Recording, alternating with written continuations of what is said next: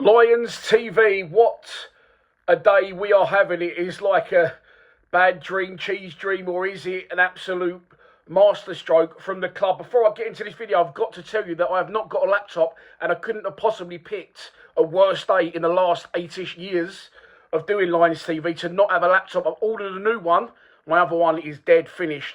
That's why there was no post-match the other day. And my new one's being delivered tomorrow morning. So, I've got to go from the phone straight to YouTube. I can't edit, I can't do anything, so I'm going to take my time with this video and say what I want to say, because I only have one take at it. If I do mess up along the way, please bear with me, but I'm sure that you'll get the message, and I'm sure that you've already seen today's news. Joe Edwards has parted company with Millwall Football Club. Was he sacked, or was he pushed, or was it by mutual consent? His successor is already waiting in the wings, and as I said, cheese dream earlier, if you don't know, I don't know where you've been for the last few hours, but it is believed that Neil Harris will return to the club as our manager. The fairy tale continues for the prodigal son, and a new chapter will be written in this club's history for Neil Harris. But for now, Joe Edwards sacked after 16 games in charge.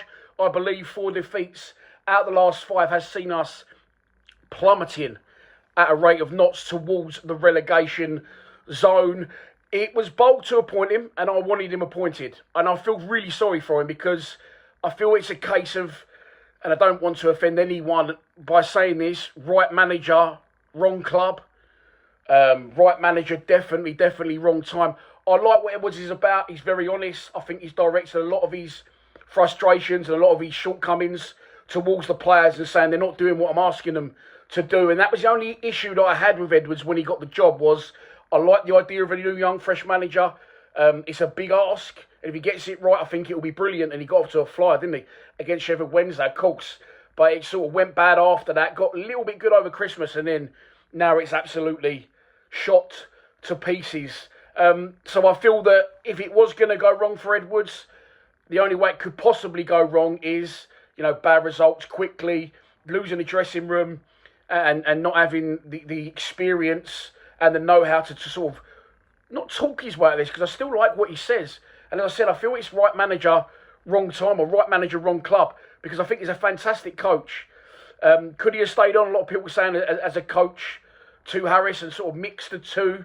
Harris hasn't got the job yet. I'm sure that video will be coming later on tonight. I'll be amazed if it doesn't. But look, I feel for the guy, and I do feel that if you look at the team he's had and the players he got a couple in transfer window, and we said, brilliant, this is why I want this guy.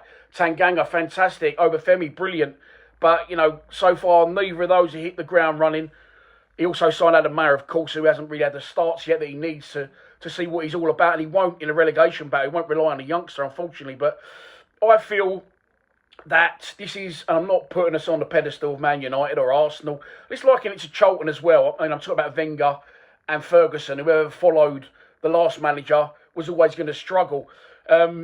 Charlton never got it right, really, after Lee Bowyer. They've had about 6-7 managers since.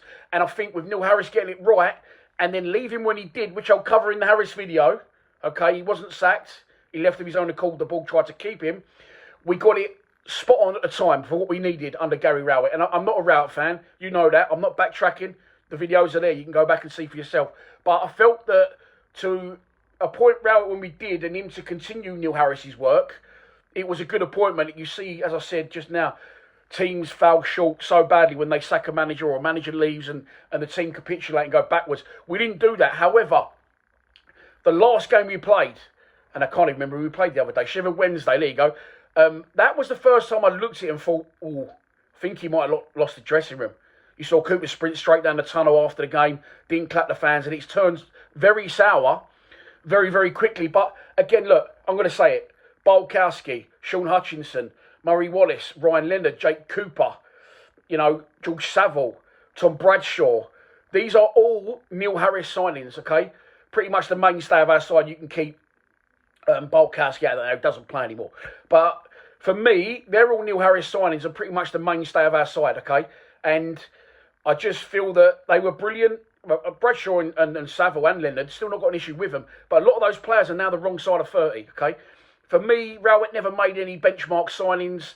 you could argue with me with that one that Fleming had a great season last season and we like the look of Casper de Norre. And I'm not blaming Rowett for that either, okay? What I'm saying is he was limited by the board as to what he could spend, and he did the best he could with what he had. However, because he did that, we're now looking at that side that lost Saturday, or the majority of our squad, Neil Harris signings from 5-6 years ago, okay?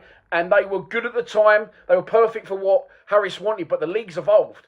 And now Edwards has got those players at the back end of their careers / time at the club, along with a couple of others that Rowett got in that maybe, you know, may or may not be fantastic players. But where Rowett protected us in that turtle shell for so long, for me, it was always going to happen. Whoever comes in next, this was always going to happen. I do feel that Joe Edwards was on a hiding to nothing. As I said, I like the man. I love the way he tries to play. But towards the end, you know, that last game especially, to me, it looked like the players didn't want to play for him. That was the most defensive or least attacking we'd been, least threat we'd caused going forward at Sheffield Wednesday on Saturday at home since he's been at the club. And I did think, maybe he's lost the dressing room. Now, the club have acted. I said bring a young, fresh manager in. Young, excuse me, young, fresh manager in. Hot prospect, I was meant to say. And they did it, and it hasn't worked out for them. I do feel, again, I think another thing that's killed us massively is that Rowett parted ways with the club, and Rowett didn't get sacked. Rowett left, really, let's be honest. I feel if Rowett had kept on to the end of the season, as frustrated as I was and some of you was with what we were seeing, I feel that the transition to a new manager would have been much, much better during the summer. But Edwards got thrown in at the deep end. It is a results business, and as I said, we're plummeting at a rate of knots towards the relegation zone. So he has gone. However, I do really feel for him. And as I said, I feel it's right manager, wrong club, or right manager, wrong time. He'll struggle to recover from that. I do believe, you know, his first job, it's a massive job. When you think of it in that sense, first job, Millwall Football Club, the most unforgiving fan base in the fucking history of football, other than a couple of Colombian ones that have like ultras and kill their managers, etc. But look, it's a shame, and it hasn't worked out. And I think now the club, I also thought the club, you know, have they appointed Edwards? And I did hear at the ground on Saturday, someone behind the scenes told us, I actually was streaming, but they told the boys in the box that they couldn't afford to sack him. They couldn't afford to pay him off. So at that point, I was thinking, okay, have they given it to a manager they can potentially control? That if we do go down and the club, are they not that fussed about that? That then this new manager can take his time and rebuild with youngsters to get us back up? That question has now been answered. No, the club do not want to go down. I do not want to go down. Financially, it would absolutely cripple us because we can't survive as it is with the money we're getting from the Championship. You go down, you lose a lot of TV rights, obviously, because a lot more games in the Championship are on the TV than they are from League One. And you lose that, plus your package of where you finish, what you get. Obviously, the fees are a lot less in League One. So I feel the club have been brave by appointing him. I now feel they've been very brave by sacking him, or a parting of ways. I do believe he wasn't going to walk. More than likely, definitely sacked. And now we wait to see in the wings what will happen. But we're hearing that Neil Harris will get the job. I mean, it's fucking everywhere. Fabrizio Romano. Sorry, start at the top. Richard Cowley, Fabrizio Romano, Jake Sanders, Aaron Paul. It's spreading like wildfire. It's spreading like wildfire around social media. They nearly got 9 minutes into that video without making one single fucking mistake. And I've done it right there. So a good time to end it. I'm sorry about the quality of this video. The worst day ever to not have a laptop. But it has happened on the day that Joe Edwards has been sacked or has parted company with Millwall Football Club. We are currently managerless and away to Southampton on Saturday. I feel an appointment is coming later today. So if it does, I'll be back in front of my phone again, talking direct into it and uploading straight to YouTube. I hope this video has been acceptable. I hope it's made sense. And hopefully I'll be back later on tonight. Please subscribe to Lions TV. Come on, you Lions.